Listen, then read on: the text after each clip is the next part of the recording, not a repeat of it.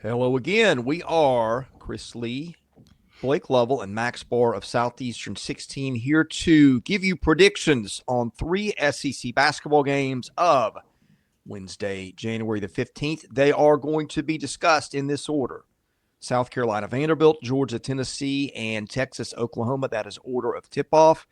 We will start with the Gamecocks coming to Nashville, 5 Central. Rush hour traffic in Nashville. What could go wrong there? At Memorial Gymnasium, Vanderbilt will be a slight favorite in this. Let's see. Ken Palm has got it at, 6 points in Vanderbilt's favor. Commodores have lost 2 in a row. South Carolina had the heartbreaking loss to Auburn at home on Saturday after being blown out in the first 2 conference games. Max Barr, start us off. What are we watching for here? Yep, so just real quick on some injuries. Obviously, expecting no Miles Studi and no Jamari Thomas. Thomas has the knee sprain that he suffered in practice. He was on crutches on the bench for the last game, so I'm expecting neither of them to be available. They were able to get the best performance out of the front court this season to shoulder that load against Auburn, coming up just short, of course, as we have talked about endlessly over the past few days. But you're going to be shorthanded again here against a Vandy team that might have a little bit of a weakness in the front court that Kyle Murray-Boyles and Nick Pringle can kind of look forward to, if you want to call it that way. It's a team that will allow Kyle Murray-Boyles, I feel like, to play one of his better games compared to some of the front courts around the league. Well, he's coming off a great game against Auburn, and I think, obviously, for them to be successful, he's going to have to be really good, because we mentioned those first 2 games. He had a combined 11 points against Mississippi State and Alabama. They just, he's got to score 20 or more. Like, I'm just going to be honest with you. Like, if they're going to have a chance to win these SEC games, he's got to hit 20. I think that's the magic number. And so, can he do it here? Yeah, it's a great matchup, I think, for him. And you just always wonder, when you're a team like South Carolina, who was trying to find any hope, any momentum, you play as well as you did against Auburn, have a chance to knock off, arguably the best team in the country, now our number 1 team in the country, and you come up a little short. You never know kind of what that hangover looks like. Now you go on the road to play a Vanderbilt team who's sort of, I don't say entered desperation mode in 3 games, but they really need this win. Because you're talking NCAA tournament outlook and all that. Like, we said Saturday's game was huge for Vanderbilt if they could steal one, but you can stay on track here by winning your home games. And this is one that, quite frankly, based on the numbers, Vanderbilt should win in Nashville. I think both teams have something that can give the other one a problem. Colin Murray-Boyles can be a problem for anybody. If he's a problem for Auburn, he's going to be a problem potentially for anybody on the right night, which is most nights for him. Nick Pringle, also a guy that could give Vanderbilt problems. Vanderbilt is really smallish and shallow in the front court. Post guys are 6'7", 6'8"-ish, so Pringle is a really good athlete who can give them problems. On the other hand, nobody's guards in this league are less efficient than South Carolina's. You look at the effective field goal percentages, they're just kind of average in terms of turning it over.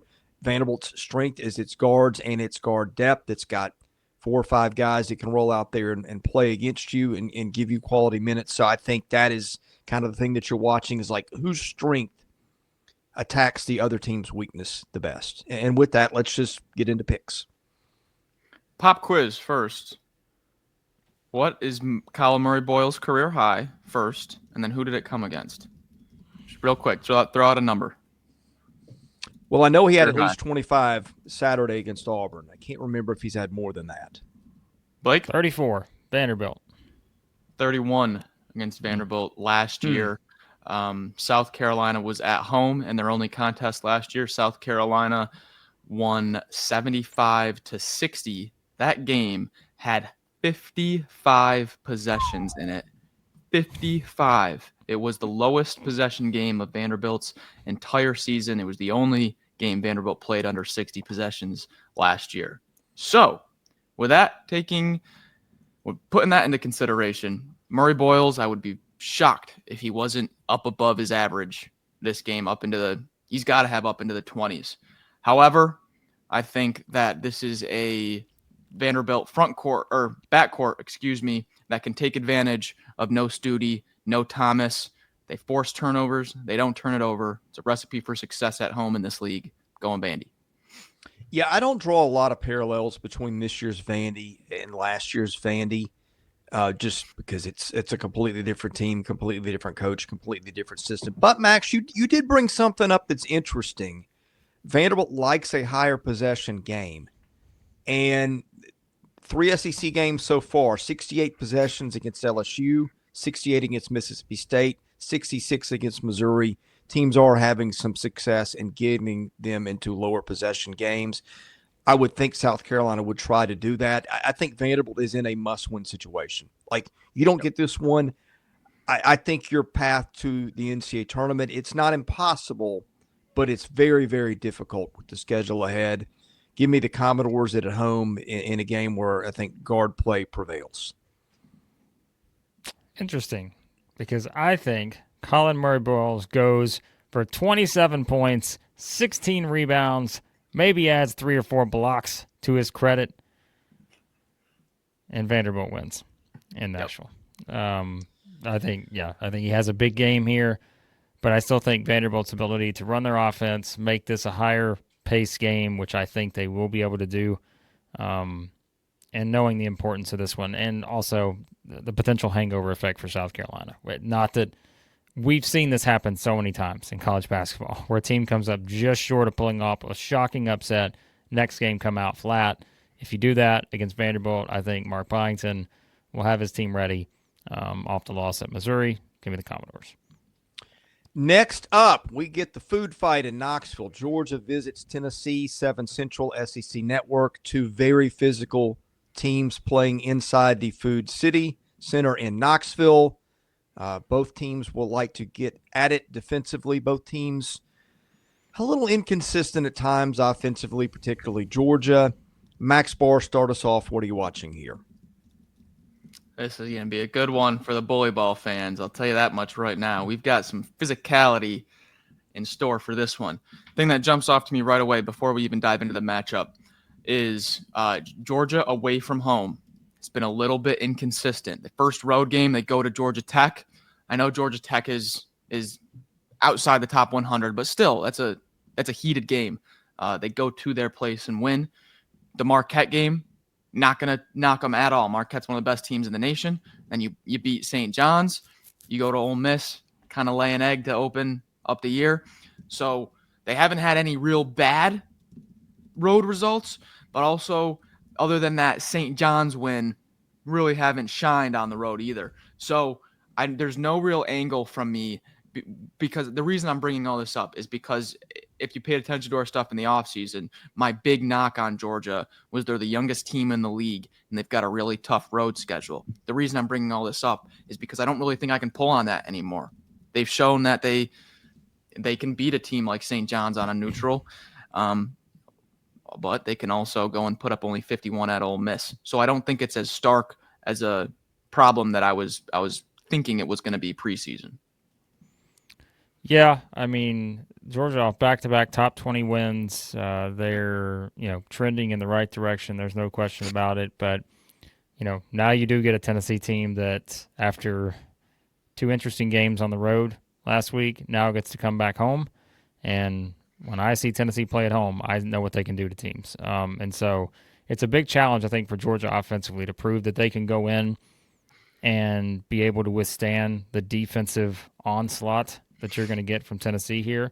I think that's just the clearest matchup you can find is how similar could this be for Georgia to the Ole Miss game, where you have a Chris Beard defensive team locking you down, forcing tough shots. Tennessee's going to do the same thing. So that's probably one of the big stories here. And also, what does Georgia do well? Max has said it, they get to the free throw line. If this is a physical game, which it's going to be with the way Tennessee plays defense, are you going to get those same kind of looks and those numbers to the free throw line? Are you going to shoot 38 and 37 free throws like you had the last 2 games in Athens. If not, I think that's also a potential issue for the Bulldogs here. Tennessee is about an 11-point favorite on Ken Palm as we're doing this Tuesday morning. So in those situations where I think everybody expects Tennessee to win and in a building where they have been excruciatingly tough to beat ever since Rick Barnes got 2 or 3 years into his career there, you start looking, okay, what is the path to victory for a heavy underdog? And I found this, I would not have thought this. Tennessee is 333rd in the country in bench minutes. Georgia, I would have thought Georgia ranks higher because I've kind of lauded its depth all year. Georgia's 192. You do have Cade Phillips has been playing through a little bit of a shoulder or arm thing. You lost Cam Carr. Georgia can come at you with deep and experienced guards. You know, you got Blue Kane, you got Tyron Lawrence. You got all kinds of people that have played a lot of ball. To me, and I think this is going to be a grinded out game, is can Georgia hit enough baskets? And I think that's the problem. I do trust Tennessee to do that more than I do Georgia. But if you're looking for a path to an upset, I think it's the matchups there. I think it's the fact that Georgia can play you physically in the post. It's got Ace Newell, who any team in this league would love to have. Would start for probably any team in this league. Those are your keys if we're talking about this on Thursday morning. Is Georgia pulled an upset? Yeah, so when I'm looking at Tennessee's schedule, Illinois, really good defense, 10th right now in defensive efficiency on Ken Palm. That was a 66-64 game. The next best defense that Tennessee has played would be Florida, which ranks 14th in efficiency. They only scored 43 points in that one. So the 2 really good defenses that they've played haven't gotten above 70 points. I could argue that Georgia is as good, if not better, on the perimeter than those 2 teams. Right now, Georgia ranks 16th in defensive efficiency. So far, I know it's going to be at home, but so far, when Tennessee has played an elite defense that's really physical, they have not been able to get past that 60-point range. So, just a little note. Okay, picks. Okay, yep. I really want to be going against the grain here and taking an underdog just because I haven't done it in a while. But it's just going to be, I feel like when your perimeter offense is very one-dimensional into like, how are we going to get some threes in this game? It's kind of like we need them from LeFew, and then maybe someone else gives us a few threes. But other than that, the way that Tennessee is going to push their offense out, I don't think that Georgia's going to be able to get enough offense to go, hey, maybe they do hold Tennessee in the 60s, but maybe Tennessee holds them even shorter. I'll go Tennessee here, but I think this has got a chance to be interesting. I got to hand it to young Max Barr. Young Max Barr can be snookered every once in a while when he gets into his bully ball mentality, and we know how he loves his bully ball. And there, you could see it in his eyes. There was a little bit of, ooh, I'd like to pick Georgia here. But you know what? Max is smart because Max knows what I know. You don't pick against Zakai Ziegler and Tennessee in a food fight. I'm also taking the Vols. Nice. I appreciate everything Georgia has done to this point. I think they had a great week last week. Tremendous week. But how many times have we seen the same story before when a team goes into Knoxville? And we saw it with Arkansas. We've seen it with other teams who just cannot find any rhythm whatsoever offensively when they play in that building. And we always say Tennessee's going to make your offense start further out than you want it to be. Georgia turns the ball over a bit. They don't shoot it well, and they have to get to the free throw line. Have to. To me, that is a recipe for – I just don't think that's a recipe to win in Knoxville. I think you need it a little bit different. Even though defensively I could absolutely see Georgia giving Tennessee some problems here, but offensively I can't go there. This could absolutely be a game that's like 60-48 or something. 100%, I could see that happening. But I just think that we saw Georgia at Ole Miss. Max brought up the road stuff for Georgia. I can't do it. Tennessee. Lastly, we've got in the desperation game of the night. Oh, I think I said 8 Central earlier, or maybe I didn't. Anyway, this game is 9 Central on the SEC Network. Boy, that'll be a late one. But I think worth staying up for. This is a desperation spot for both Oklahoma and Texas. Both are 0-3 in the league. Ken Pom, as we do this on Tuesday, has Oklahoma about a 3-point favorite. Texas looked, I thought, pretty good in nearly upsetting Tennessee and Austin. Oklahoma's had, after running off as one of 3 unbeaten teams, is now lost 3 in the country, that is, now lost its first 3 SEC games. I think this is an interesting one, Max. Here's a cool little note. And it's not an end all be all, but Ken Pom does a home court advantage ranking. And the way that he computes it is it's based on the last 60 home games and road games in conference.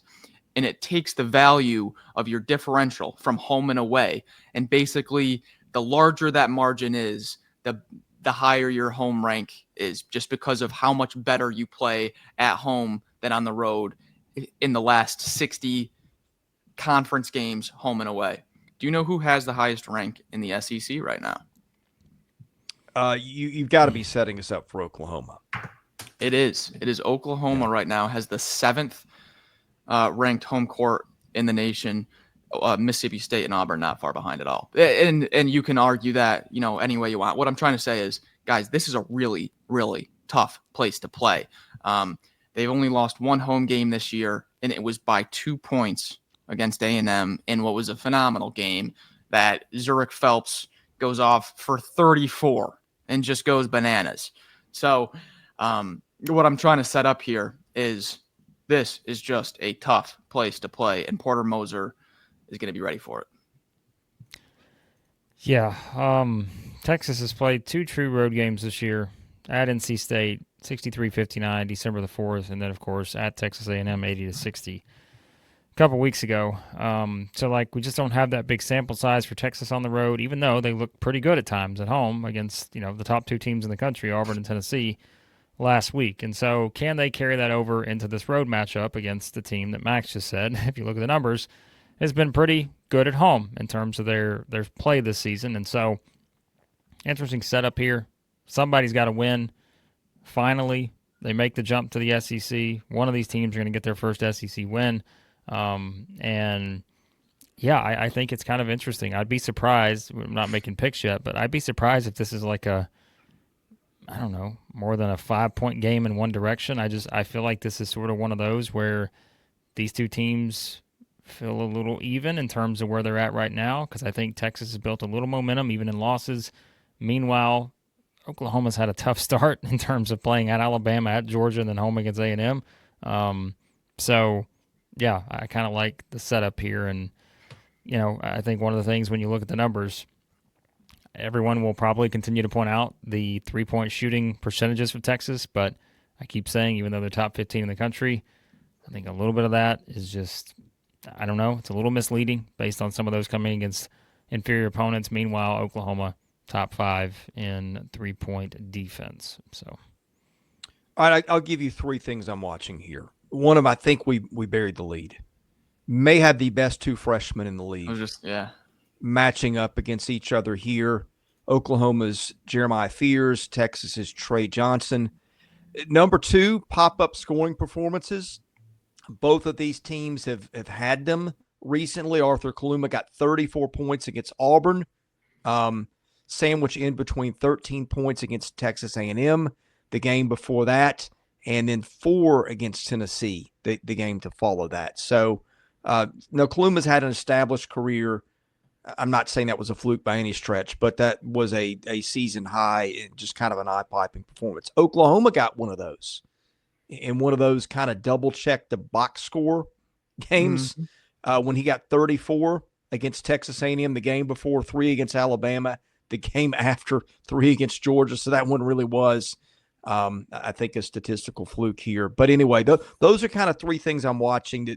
The 2 freshman guards. Oh, the other thing, tempo. Both these teams play kind of fast offensively, but have been able to grind teams defensively. Oklahoma's defense 315th in possession time. Texas is 357. So tempo will be interesting to watch here because both teams play fast offensively and really grind you on the other end. Yeah, and when you look at the matchup, there's a few, like, one team's going to have a sizable advantage in this area and the other in this area. I'm talking about rebounding advantage for Texas. That's just going to be a storyline every time with Oklahoma. They're one of the worst rebounding teams in the conference. So can Texas get a few extra opportunities? Can Kaluma grab a few boards? Weaver, Shedrick, whoever it may be, gain a few offensive possessions in what might be a game where the defensive tempo, slows everything down. Extra possessions could be huge. And then on the flip side for Oklahoma, I think their 3-point rate is going to be big in this game. They're 77th in the nation in 3-point rate, where Texas is 250. Oklahoma shoots a lot more often than Texas. And at home, if you get a few shots falling down, can change game plans, can really change the tune of the game. So those are the 2 things I'm looking at matchup-wise.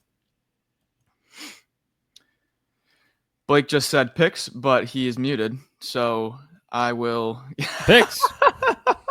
I will get to some picks here. Like I started out with, I think this is a really, really tough place to play, but I also think it's going to be a betting spread, 2 possessions maximum. I mean, I think this thing's going to be real tight. I don't think either team can blow another one out. I'd be very surprised if this was a margin over double digits.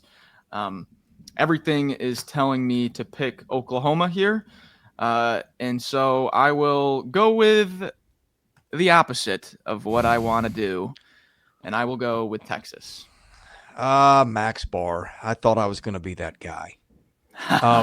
You got a 9:00 tip-off, and when I watched both these freshmen play last time out, Fears struggled a little bit more to do the things he's done all year against a really tough Georgia defense. Trey Johnson had no such issues against an excruciatingly tough Tennessee defense. You've got the star power of a Kaluma who can pop up at times and give you things. I'm going with Texas too. I think both these teams are due for a win. Only one can get them. So I didn't really expect to pick Texas going into this, but the more I thought about the individual skill matchups, that's kind of where I'm going to go too. Okay. The first time I've ever quoted this person on this particular entity, Southeastern 16. Winston Churchill once said, little did Texas and Oklahoma fans know when they came to the SEC, they were getting Winston Churchill quotes for SEC basketball games. Those who do not learn from history are doomed to repeat it. Max said that he expects this to be a close game, and I think Max has been studying his history because 8 of the last 12 games in the series history between Texas and Oklahoma have been decided by 4 points or fewer. Woo. Now, throughout the last 2 games, because it was a 14-point game and a 15-point game the last 2 years. You know who won that? The same team that's won 7 games in a row in this series, and that is the Texas Longhorns. They have been unstoppable against the Sooners since 2021. But he's going. The streak is over. Yep, Give me the Sooners at home to increase Max, my lead. whether you're going to catch him or he's going to extend his lead. That's what he's doing here. He's picking his shots. You got to find one somewhere. Yep. You got to find one to extend your lead a little bit, or you find one that, at worst, will just bring you back into a tie. So I'm going to lean on everything. Max, he drew up the recipe for why this was a great spot for Oklahoma and how they play at home, and then he picked against them. So I'm going to listen to Max and his analysis and pick the Sooners in this one. Max, I didn't think I was doing that going into this one. Did you? I mean, I just kind of processed it in real time and said, all right, that's where I'm going to go. I thought you were both picking Oklahoma.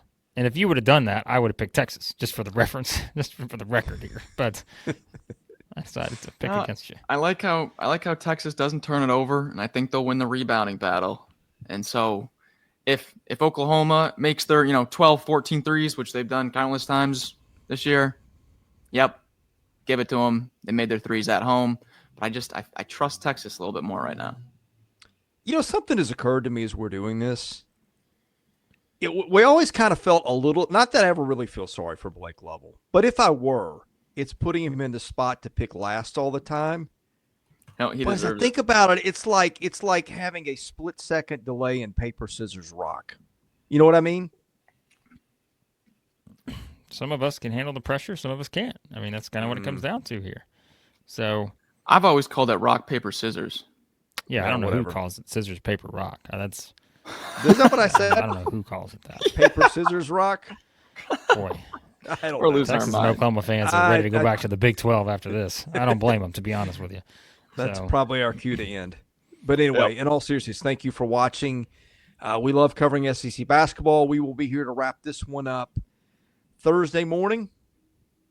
Or And, Wednesday night, either one of the two. well, this game won't be over until midnight on Wednesday night, so we're probably going to Yeah. be doing it on Thursday morning since this is such a late start. Oh, yeah. Unless For those Max of us wants in to stay Eastern up time, until Max Barr. Get the Diet Dr. Peppers going. Yeah. Well, anyway, we'll talk about it sometime, not long after it's done, and hope you're here for it. Hit the subscribe button, enable your notifications so you know when we do it. Thank you all for watching. This has been SEC basketball coverage here at Southeastern 16. For Max Barr and Blake Lovell, I'm Chris Lee, wishing you a great day. God bless you. We'll see you again soon.